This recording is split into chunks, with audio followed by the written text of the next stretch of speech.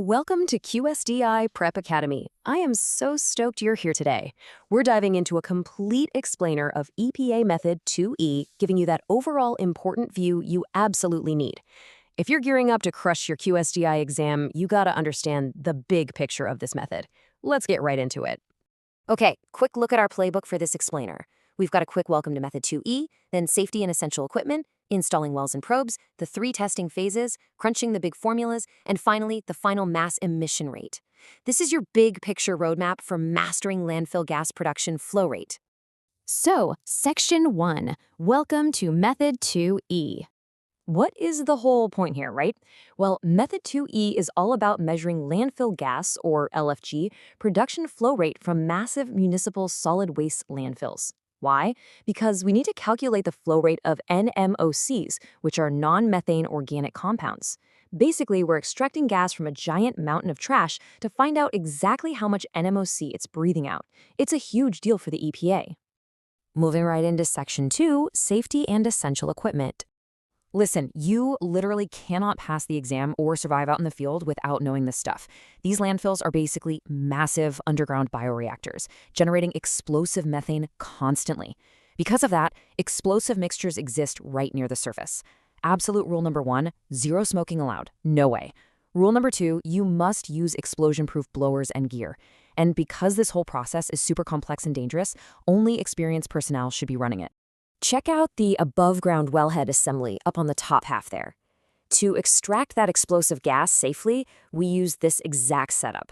You've got the wellhead control valve, the orifice meter to measure your flow rate, and that beefy explosion-proof blower that sucks out the gas without, sparking and blowing everything up. This rig right here is what makes the magic happen. All right, Section 3, Installing wells and probes. So for well placement, you've got 2 main choices. You can space them out across 5 equal volume areas, or you can use a cluster of 3 near the perimeter. If you go with the cluster, like you see here, the refuse around it has to be between 2 and 10 years old. Why? Because that's the absolute sweet spot where the trash is actively kicking out peak landfill gas. Memorize that detail for sure. Now, here's a massive exam tip about the extraction well itself. You have to bore down to exactly 75% of the landfill depth. Not 80, not 100, 75. Why stop there? Because if you drill too deep and hit the bottom liquid level, known as the leachate, your gas test is completely ruined. 75% is your magic number. We also need pressure probes. We use 2 types. Shallow probes check to make sure we aren't sucking fresh ambient air down into the landfill and watering down our sample. Deep pressure probes, on the other hand, go way down to help us figure out our radius of influence. Which brings us to Section 4, the 3 testing phases. Okay, here's how the actual fieldwork goes down, step by step. Step 1 is static testing. This takes 3 days of closing valves and taking pressure readings every 8 hours just to grab our initial baseline. Step 2 is short-term testing, where we crank the blower to find the maximum vacuum we can pull without sucking in outside air. And Step 3 is the big one, long-term testing. Here, we extract 2 entire void volumes of gas. Basically, we're emptying out all the gas-filled empty space in that zone, twice. During that short-term test, you're going to find your radius of influence. You absolutely have to know this definition. It's the maximum distance from the extraction well that actually feels the vacuum's pull. You find it by checking exactly where the final pressure matches your initial baseline pressure. Whoa, stop right there. Before we jump into the math, make sure you hit subscribe on QSTI Prep Academy. Seriously, if you want to pass the QSTI exam and grab the absolute best resources, you need to send an email right now to qstiprepacademy@gmail.com. Send that mail, get the goods, and let's pass this thing. Okay, let's get back to the explainer. Section 5, Crunching the big formulas. Don't stress the math. It's actually super logical once you see the big picture. First up, calculating VT, the total volume of landfill gas extracted. Watch the formula being written out by hand here.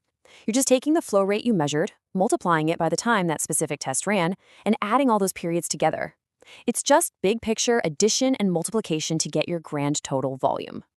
Next is A average, the weighted average age of the refuse.